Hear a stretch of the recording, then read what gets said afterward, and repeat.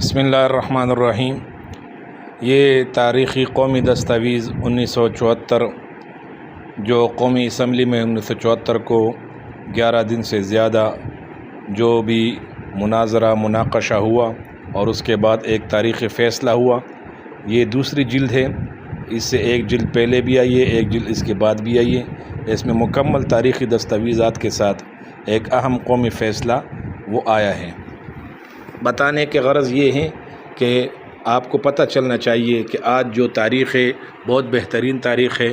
7 ستمبر آج تاریخ ہے، اور 7 ستمبر 1974 کو قادیانیوں کے خلاف ایک عالمگیر تحریک ہوئی تھی، جس میں لاہوری مرزائی قادیانی تمام لوگوں کو جو مرزا غلام احمد قادیانی کو ماننے والے تھے، ختم نبوت کے منکر تھے، ان سب کو قرار واقعی کافر قرار دیا گیا، اور اسلام کی ایک عظیم فتح ہوئی، یہ بتانے کے لیے کہ اسلام زندہ ہے اور اس کے نام لیوا ہر وقت اس کی حفاظت میں لگے ہوئے ہیں۔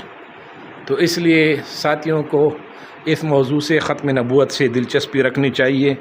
میں یہ عرض کرنا اچھے سمجھتا ہوں اور بہتر سمجھتا ہوں، اور بتانا چاہتا ہوں کہ یاد رکھیں کہ ختم نبوت مسلمانوں کا ایک اہم عقیدہ ہے، اور باقاعدہ نبی علیہ الصلوۃ والسلام پر اللہ تعالیٰ نے 100 آیات اور تقریباً 210 احادیث اور امت کا اجماع اس پر مقرر ہے کہ نبی علیہ الصلوۃ والسلام کے بعد کسی کو بھی پیغمبر ماننا، پیغمبر بننا، یہ بالاجماع کفر ہے۔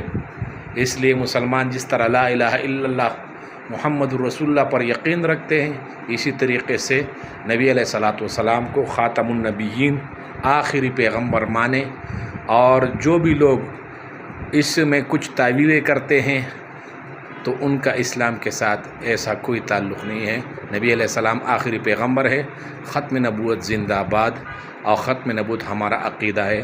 اللہ جل شانہ ہمیں نبی علیہ السلام سے عشق کرنے والا بنائے، محبت کرنے والا بنائے۔ شکریہ۔